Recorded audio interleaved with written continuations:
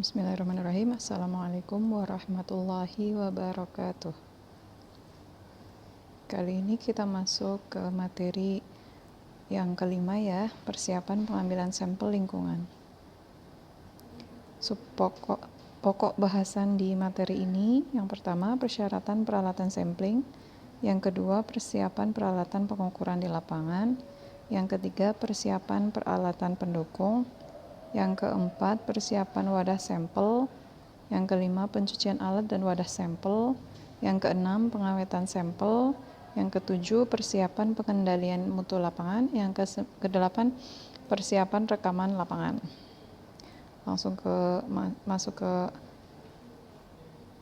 yang pertama, persyaratan peralatan sampling.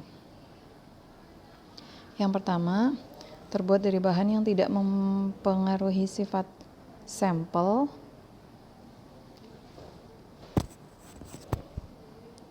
Yang kedua, mudah dicuci dari penggunaan yang sebelumnya ya. Yang ketiga, kapasitas sesuai dengan tujuan pengambilan sampel. Jadi kalau misalkan pengambilan untuk parameter pH misalkan, itu nggak perlu kebanyakan. Kalau pH malah harusnya langsung dicelupin aja ke ininya ya. Kalau memang bisa langsung celupin. Kalau misalkan nggak bisa, misalkan pakai wadah gitu, ngambilnya secukupnya aja, nggak perlu kebanyakan. Terus misalkan untuk parameter pengukuran bahan organik pun, jika memang hanya dibutuhkan 100 ml, mungkin nggak perlu sampai bawah 1 drigen gitu ya. Yang keempat, tidak mudah pecah atau bocor, mudah dan aman dibawa. Nah, ini kalau untuk tidak mudah pecah, seperti wadah sampel berbentuk gelas atau botol kaca ya, dia pasti akan gampang pecah ya, tapi kita bisa mengatasinya dengan meletakkannya dengan baik ya, ditata rapi di ice box atau di cool box. Terus nanti misalkan dikasih styrofoam biar nggak dia bersinggungan terus bisa bikin pecah gitu ya. Nah, ini untuk gambar beberapa alat pengambilan sampel ya. Ini untuk yang A adalah alat pengambil sampel untuk tanah ya, ada bermacam-macam. Nah, untuk yang B ini untuk pengambilan liquid ya, atau air di sungai ataupun di laut. Ini memudahkan kita, tapi ini biasanya untuk air permukaan ya. Kalau untuk air yang di dalam laut, biasanya pakai alat water sampler yang ini ya, yang saya centang merah. Nah, masuk ke yang kedua, bab kedua, persiapan peralatan pengukuran lapangan. Ini untuk beberapa parameter in situ. In situ itu adalah diukur langsung di lapangan. Jadi parameter in situ itu tidak bisa kalau diukurnya tidak di lapangan. Contohnya itu seperti suhu, pH, debit air, kecepatan arus, volume aliran udara, koordinat lokasi pengambilan sampling. Nah, kenapa harus dilakukan di lapangan? Karena seperti misalkan suhu, kalau misalkan kita ambil airnya terus kita bawa, bukan di lapangan dalam artian kita bawa ke laboratorium, itu pasti akan berubah suhunya. Jadi memang untuk parameter seperti suhu harus diukur langsung di lapangan. Begitu juga dengan pH, debit air juga ya, kecepatan arus juga harus langsung. Itu istilahnya in situ. Nah, peralatan yang digunakan untuk pengukuran parameter in situ harus mampu menghasilkan data yang akurat, harus sesuai spesifikasi yang relevan dengan pengukuran yang dimaksud. Nah, ini kalau memang dia alat untuk pengukur suhu ya digunakan untuk suhu. Kalau memang untuk DO, nah ini ada tambahan juga parameter in situ yang lainnya, yaitu DO meter ya, oksigen terlarut maksud saya, itu harus diukur di lapangan. Kalau misalkan kita bawa ke laboratorium itu pasti akan berubah. Nah, ini contoh alat pengukur pH meter, pengukur pH ya, atau yang dikenal dengan pH meter. Nah, sebelum digunakan peralatan harus dikalibrasi. Nah, ini biasanya nanti di setiap alat itu dia ada manual booknya, bagaimana cara untuk kalibrasi alat tersebut. Sebisa mungkin kita melakukan kalibrasi secara berkala atau teratur ya, karena dengan kita selalu melakukan kalibrasi itu akan memberikan keakuratan dalam pengukuran atau kepercayaan ya. Jadi tingkat errornya lebih kecil ketimbang kalau kita nggak melakukan kalibrasi secara berkala. Nah, selain itu kita juga harus membawa peralatan pendukung cadangan, misalnya baterai. Nah, ini untuk peralatan-peralatan yang membutuhkan baterai ya. Ada beberapa peralatan yang memang dia menggunakan baterai, seperti diometer. Untuk ini pH meter juga dia ada baterainya, tapi baterai kecil. Nah, kita sebisa mungkin juga harus punya cadangan ya, terutama apabila kita mengambil sampel yang lokasinya cukup jauh dari wilayah perkotaan. Dan waktu pengambilan sampelnya cukup lama, misalkan sampai 1 minggu ke depan gitu. Jadi sebisa mungkin kita juga mempersiapkan peralatan pendukung seperti baterai ini. Nah, selanjutnya yang ketiga itu persiapan peralatan pendukung. Nah, peralatan pendukung seperti yang tadi baterai itu ini terkait dengan spare part ya ini ya. Kalau yang ini peralatan pendukung untuk pelaksanaan samplingnya. Seperti ini contohnya adalah ice box atau cool box. Ini untuk mengangkut wadah sampel dari lokasi pengambilan sampel ke laboratorium. Nah, penggunaan cool box ini selain untuk mengangkut, dia juga bisa untuk mengatur suhu dari sampel agar terus terjaga. Di sini pengaturan suhu bertujuan untuk mengurangi perubahan atau kontaminasi, mengurangi terjadinya kontaminasi sampel, seperti yang sudah dijelaskan di bab sebelumnya ya. Untuk beberapa parameter itu meminimalisir perubahan bisa kita lakukan dengan menurunkan suhunya. Nah, penurunan suhu ini kalau kita sampelnya taruh di ice box atau cool box ini bisa kita tambahkan dengan es batu atau es kering.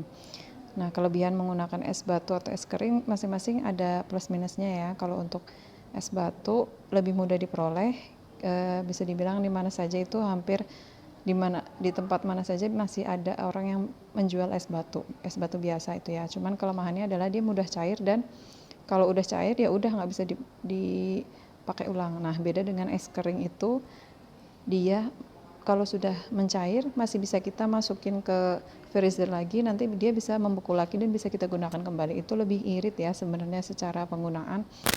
Cuman memang di negara kita masih jarang yang menggunakan es kering ya, karena sebagian besar pasti berpikiran untuk menggunakan es batu yang fresh lah, intinya fresh dari lapangan kita peroleh gitu.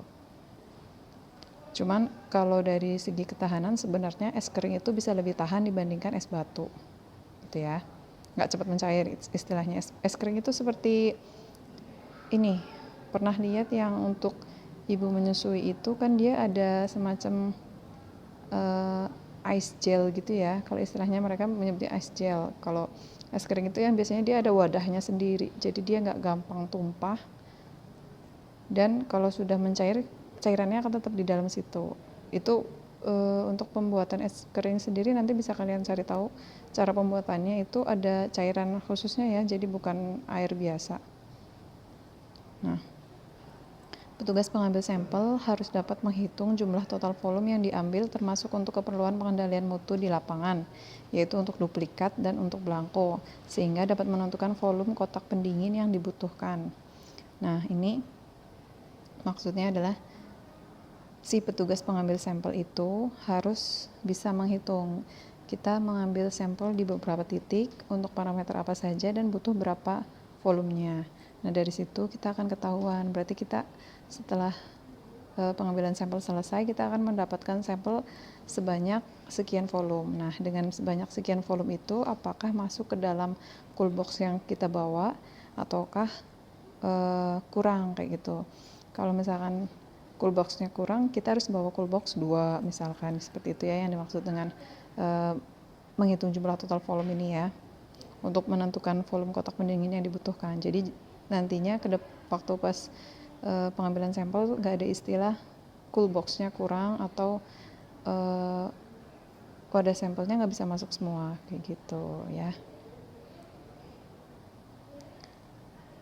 Nah, yang selanjutnya nomor 4 ini hampir sama dengan yang tadi pertama, persyaratan peralatan sampling ya. Nah, ini persiapan wadah sampel. Yang pertama, terbuat dari bahan yang tidak mempengaruhi sifat sampel. Maksudnya adalah wadahnya itu tidak menyerap zat kimia dari sampel. Ini sudah kita bahas di bab sebelumnya juga ya. Misalkan untuk pengambilan sampel logam tidak boleh menggunakan sampel kaca gelas maksudnya, karena nantinya si logam bisa menempel di kaca tadi. Nah, seperti itu ya, dibaca lagi untuk bab sebelumnya. Nah, yang kedua, mudah dicuci dari penggunaan sebelumnya. Yang ketiga, kapasitas sesuai dengan tujuan pengambilan sampel. Yang keempat, tidak mudah pecah, mudah dan aman dibawa. Nah, ini pemilihan wadah sampel juga harus tepat agar tidak terjadi kontaminasi. Ada di bab sebelumnya, di bab minimization of contaminants ya. Nah, selanjutnya pencucian alat dan wadah sampel. Pencucian ini menghindari kontaminasi silang yang mungkin terjadi karena penggunaan sebelumnya.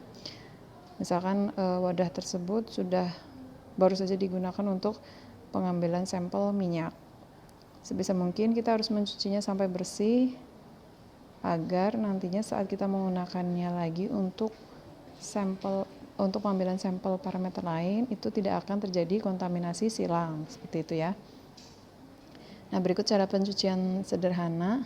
Cuci dengan air kran, jika perlu air hangat yang mengandung deterjen bebas fosfat, dan gosok dengan sikat untuk menghilangkan partikel yang menempel. Nah, ini biasanya dicuci di laboratorium dulu ya, pas lagi sebelum kita melakukan sampling, atau enggak biasanya ada peraturan di laboratorium, siapapun yang sudah menggunakan alat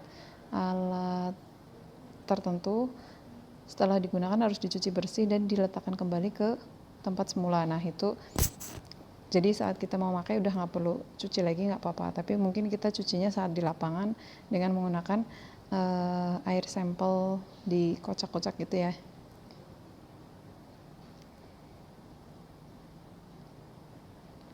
Nah, setelah dicuci, keringkan di udara secara optimal. Ini bisa kita tengkurepin ya kalau istilah mudahnya. Nanti dia bisa kering sendiri. Nah, setelah kering dibungkus dengan aluminium foil atau plastik kemasan, lalu simpan pada fasilitas demikian rupa sehingga terhindar dari kontaminan. Nah, ini ada beberapa contoh cara pencucian wadah sampel berdasarkan parameternya masing-masing ya. Misalkan untuk anorganik non-logam, jadi jenis wadahnya plastik. Deterjen yang digunakan untuk pencucian yaitu Liquinox atau deterjen bebas fosfat dan amonia.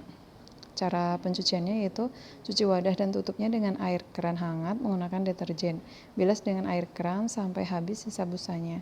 Bilas dengan air bebas analit 3-5 kali, keringkan dan simpan dalam keadaan tertutup rapat hingga digunakan. Untuk parameter nutrien seperti BOD dan COD, cara pencuciannya itu cuci wadah dan tutupnya dengan air keran hangat menggunakan deterjen Liquinox tadi yang bebas fosfat dan amonia. Lalu bilas dengan air keran sampai habis sisa busanya, bilas dengan HCl 1:1, bilas dengan air bebas analit 3-5 kali, keringkan dan simpan dalam keadaan tertutup rapat. Ini enggak semua laboratorium biasanya menerapkan cara pencucian wadah sampel seperti ini ya. Karena terkait dengan ketersediaan bahan baku untuk pencuciannya. Di sini deterjen dan HCl seperti itu ya. Nggak semuanya menyediakan, ini tergantung dari laboratoriumnya biasanya. Nah, yang selanjutnya bisa dibaca sendiri. Nah, beberapa hal yang harus diperhatikan dalam persiapan wadah. Yang pertama, wadah harus dicuci terlebih dahulu dari pemakaian sebelumnya sesuai dengan persyaratan pencucian untuk masing-masing parameter. Yang tadi ya, seperti yang dijelaskan tadi, nanti kalian bisa mencari untuk parameter yang lain seperti apa informasinya. Sebisa mungkin disesuaikan dengan standar nasional ya, biasanya ada sih. Kalau nggak ada ya dari referensi peneliti yang sesuai, yang relevan.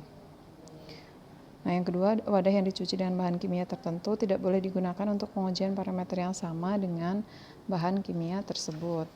Ini yang dimaksudkan adalah misalkan wadah yang dicuci dengan asam kromat tidak boleh digunakan sebagai wadah untuk analisis krom seperti itu. Ya. Nah, yang ketiga, wadah dengan bahan pengawet kimia tertentu tidak boleh digunakan sebagai wadah untuk analisis parameter yang sama dengan parameter tersebut. Maksudnya seperti ini, misalkan ada satu wadah yang digunakan untuk analisis untuk pengambilan sampel atau analisis sampel logam berat. Nah, sampel logam berat itu pengawetnya menggunakan asam nitrat. Nah, berarti wadah yang sudah tadi digunakan tersebut tidak boleh dipakai lagi sebagai wadah untuk analisis nitrat, gitu ya. Wadah hanya digunakan untuk sampel dengan parameter tertentu. Jadi sebisa mungkin jangan dicampur-campur ya. Sebisa mungkin. Nah, yang kelima, wadah tidak boleh digunakan untuk menyimpan zat bereaksi atau reagen kimia. Biasanya untuk reagen kimia ini dia ada botol khusus ya. Wadah untuk pengujian bakteri harus steril dan dibungkus dengan aluminium foil. Untuk pensterilan wadah ini bisa kita gunakan dengan autoclave biasanya ya. Kalau di laboratorium mikrobiologi itu biasanya tersedia alat autoclave namanya, itu untuk sterilisasi alat. Atau bisa juga dengan cukup direbus. Itu bisa juga kalau misalkan ternyata autoclave-nya nggak punya gitu ya. Yang selanjutnya, bab persiapan pengawetan sampel. Pengambilan sampel dilakukan sesaat setelah pengawetan sampel dilakukan sesaat setelah pengambilan sampel dilakukan. Pengawetan ini berfungsi untuk memelihara keutuhan dan memastikan sampel tidak terkontaminasi atau mencegah terjadinya perubahan. Nah, ini sedikit disinggung di bab sebelumnya juga ya. Cara pengawetan atau minimization untuk perubahan kontaminasi sampel ya. Bahan pengawet yang ditambahkan ke dalam sampel dapat menghambat perubahan secara mikrobiologi, kimia maupun fisika. Pengawetan ini bisa dilakukan secara fisika, kimia, atau gabungan. Kalau untuk fisika itu dengan cara didinginkan, terus juga ditutup rapat wadah sampelnya. Kalau untuk cara kimia dengan menambahkan bahan kimia tertentu yang dapat menghambat aktivitas mikrobiologi atau mencegah terjadinya reaksi kimia. Di bab sebelumnya sepertinya sudah sedikit dijelaskan. Nah, ini ada tabel cara pengawetan ya menurut parameternya masing-masing. Bisa kalian baca. Ini saya ambil dari buku Pengambilan Sampel Lingkungan karya Anwar Hadi.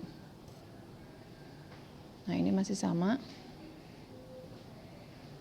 Nah, yang ketujuh, jaminan mutu dan pengendalian mutu pada pengambilan contoh air limbah. Nah, ini saya langsung fokuskan ke air limbah. Bagaimana melakukan penjaminan mutu dan pengendalian mutu pada pengambilan contoh air limbah? Salah satu tanggung jawab yang mendasar bagi petugas pengambil sampel lingkungan adalah merencanakan dan menerapkan jaminan mutu dan pengendalian mutu pengambilan sampel lingkungan sehingga dapat menghasilkan data dengan validitas tinggi.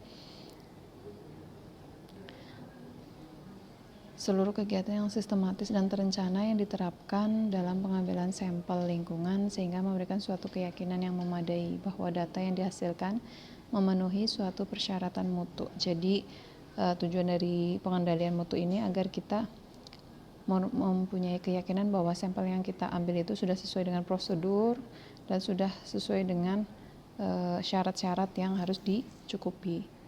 Dan itu semua nantinya akan mempengaruhi dari tingkat keakuratan dan kepercayaan hasil analisis sampel kita ya. Nah, tujuan pengendalian mutu ini memastikan bahwa tahapan proses pengambilan sampel dapat berjalan secara efektif dan efisien dengan cara mengendalikan kesalahan-kesalahan error yang mungkin terjadi ya. Kesalahan-kesalahan yang harus dihindari dalam pengambilan sampel yang kurang tepat adalah perubahan sampel sebelum dianalisis karena kontaminasi, lalu adanya perubahan secara fisika, kimia, atau biologi, serta rekaman dan pelabelan sampel yang kurang memadai.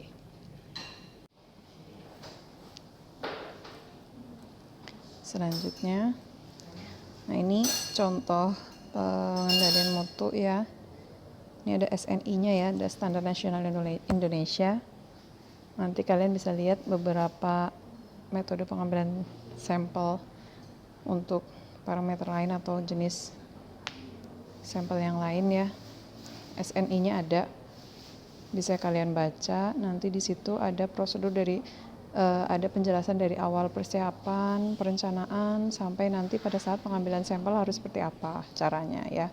Dengan kita menggunakan standar nasional ini, kita bisa menjamin bahwa kita telah melakukan pengambilan sampel dengan prosedur dan cara yang benar, bukan asal-asalan gitu ya. Nah, selanjutnya ini yang terakhir, persiapan rekaman lapangan. Secara umum, rekaman data dan kegiatan pengambilan sampel meliputi yang pertama identitas petugas pengambil sampel, yang kedua tanggal pengambilan sampel, yang ketiga identifikasi sampel yang tidak meragukan, yang keempat lokasi atau titik pengambilan sampel, acuan rencana dan prosedur pengambilan sampel termasuk teknik statistik bila digunakan, yang keenam rincian kondisi lingkungan selama pengambilan sampel yang dapat mempengaruhi interpretasi hasil pengujian, yang terakhir hasil pengukuran parameter lapangan. Nah, ini semua harus kita rekam ya, atau istilahnya kita catat, karena ini semuanya yang akan menjadi istilahnya data kita juga nanti ke depannya pada saat kita menganalisis sampel tersebut ya. Nah, cukup sampai sekian penjelasan saya. Terima kasih atas perhatiannya. Wassalamualaikum warahmatullahi wabarakatuh.